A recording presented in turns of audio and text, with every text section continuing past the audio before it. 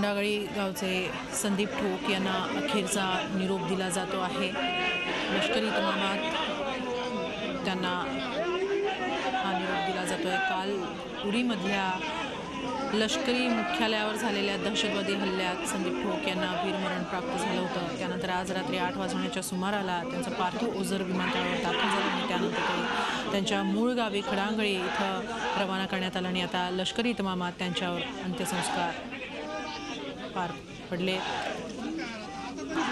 संदीप ठोक अमर रहे, भारत माता की जय या घोषणांनी सारा परिसर, सारं गाव दहिवरून जात आहे।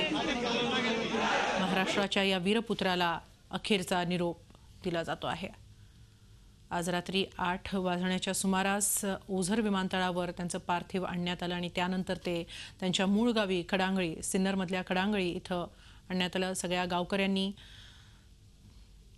त्यांना मानवंदना देत त्यांच्या पार्थिवाचं दर्शन घेतलं। शोकाकुल वातावरणात त्यांच्यावर अंत्यसंस्कार पार पडत आहेत। लष्करानंही त्यांना मानवंदना दिली।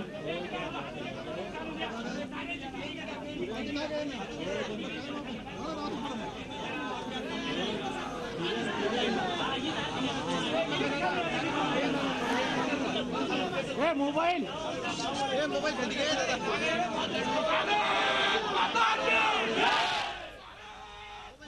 ठोक यांना अखेरचा निरोप दिला जातो आहे। संदीप ठोक अमर रहे, भारत माता की जय घोषणाने सारा परिसर भारावून जातो आहे।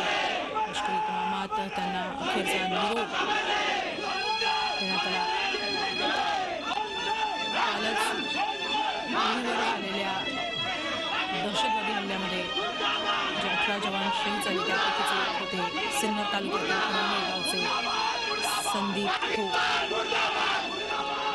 पाकिस्तान विरुद्धचा हा रोषही आता या घोषणांना व्यक्त होतो आहे। इतका संताप, इतका राग पाकिस्तानबद्दल आता व्यक्त केला जातो आहे।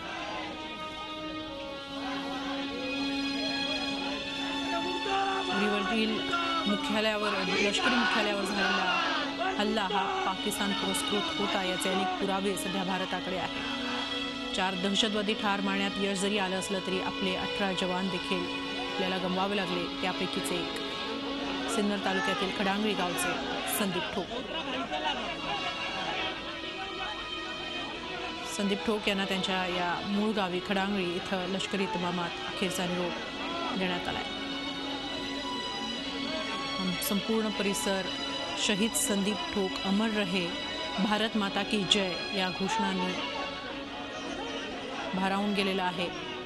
इकडे गावच्या सुपुत्रानं देशासाठी आपला प्राण दिला, बलिदान केलं याचा अभिमान या सगळ्या पाणावलेल्या डोळ्यांमध्ये आहे।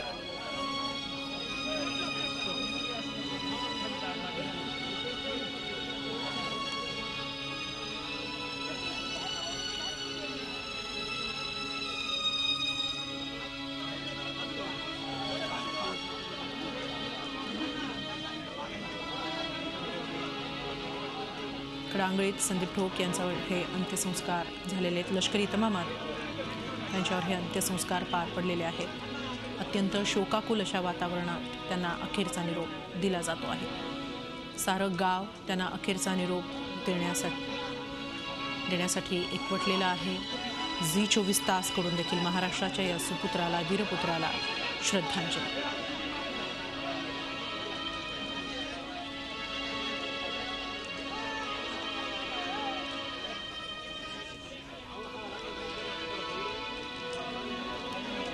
महाराष्ट्राच्या वीरपुत्राला निरोप देताना पाकिस्तानबद्दलचा राग, संतापही यावेळी गावकऱ्यांनी व्यक्त केलाय।